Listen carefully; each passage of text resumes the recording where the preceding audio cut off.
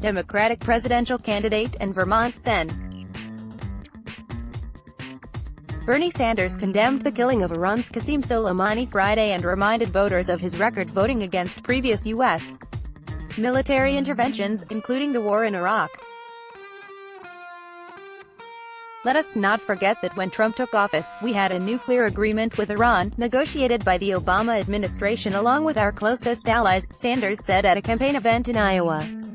The wise course would have been to stick with that nuclear agreement, enforce its provisions, and use that diplomatic channel. The Iran deal sent the world's largest state sponsor of terror billions of American dollars in weekend inspections of the regime's nuclear weapons program. The deal also made it more likely the terrorist regime would ultimately get nuclear weapons and enabled a dramatic increase in its world terrorism activities. Trump ignored the advice of his own security officials, and listened to right-wing extremists, some of whom were exactly the same people who got us into the war in Iraq in the first place, Sanders charged.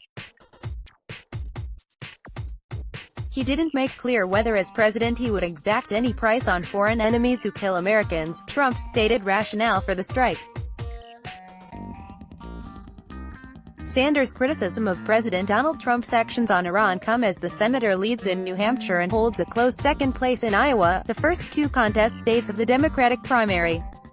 According to Real Clear Politics' latest aggregate of polls, Sanders is pulling 20% support in Iowa compared to former South Bend, Indiana Mayor Pete Buttigieg's 22%.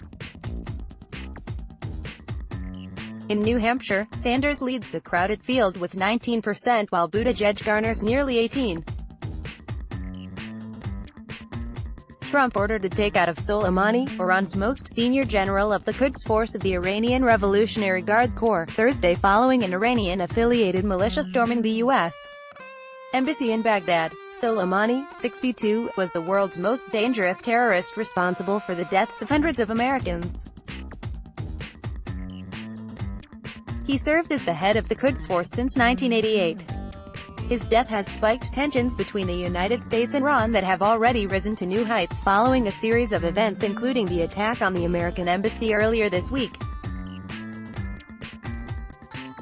Let's block ads. Why?